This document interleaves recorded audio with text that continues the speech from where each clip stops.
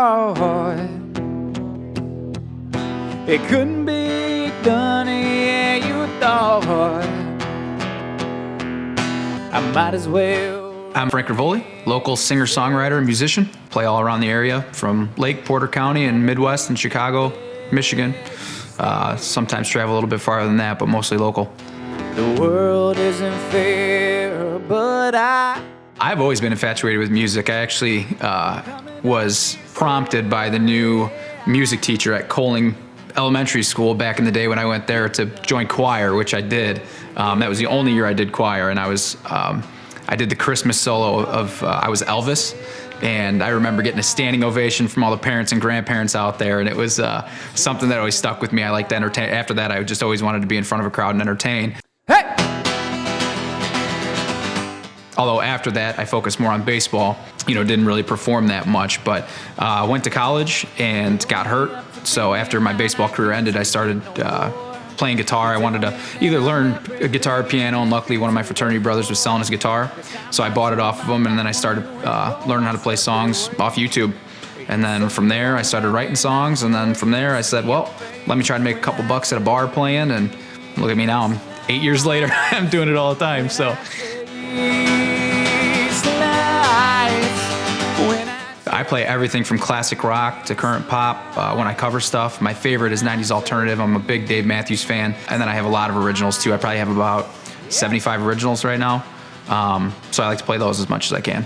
It could be me just strumming the guitar a little bit, hearing a cool sound, and whatever it makes me think of, I'll try to grow up from there and then write a song, to that sound or sound and feel that I hear. Could be a happy feeling, could be a sad feeling, whatever it may be. Cause I am not like you.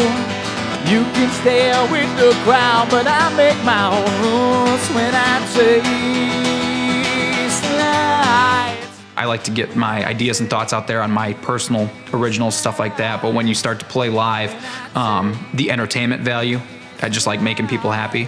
And then the camaraderie of playing with other musicians and just letting it grow and see there's a special level, a special vibe that, they say music is the universal language. It breaks all barriers of, if I speak English and you speak Spanish or Italian or whatever, and I don't understand what you're saying, we can play a song and almost feel what we're getting at, right?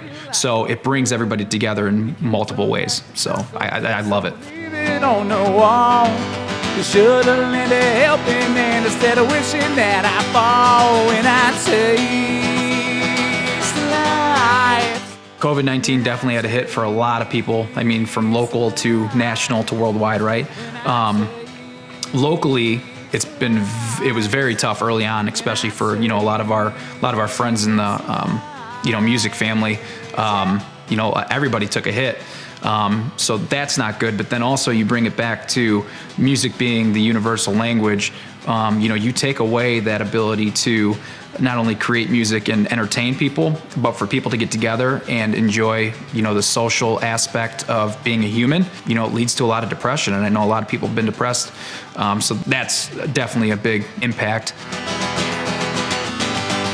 But moving forward, after kind of the initial scare, where things kind of started opening up, the summer turned around, I give a lot of respect to the venues that still allowed musicians to come in and play and allow people to listen and, be at their tables at the restaurant and still enjoy it. So I think it's coming back around.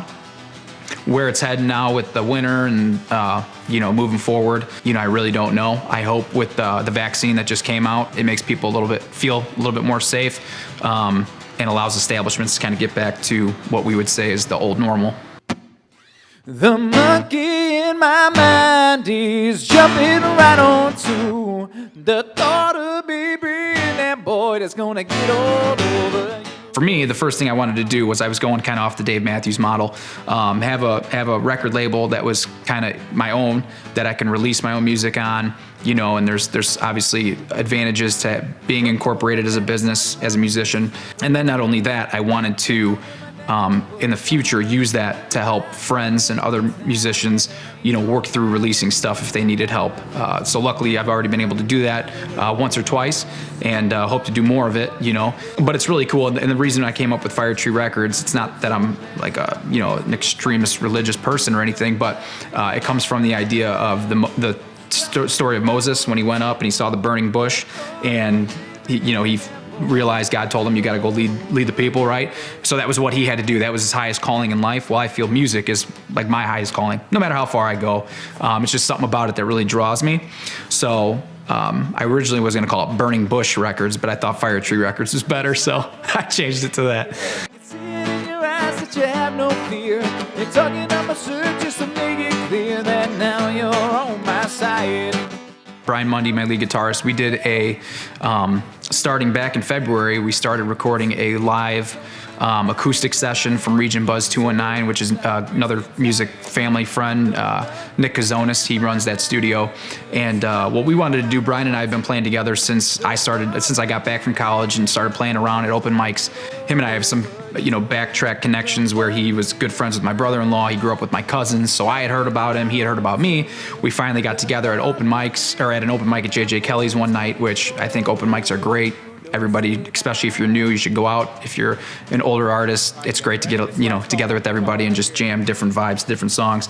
But with that being said, him and I have been playing for 7 years. We have a cool, cool sound together, but we don't have anything on tape.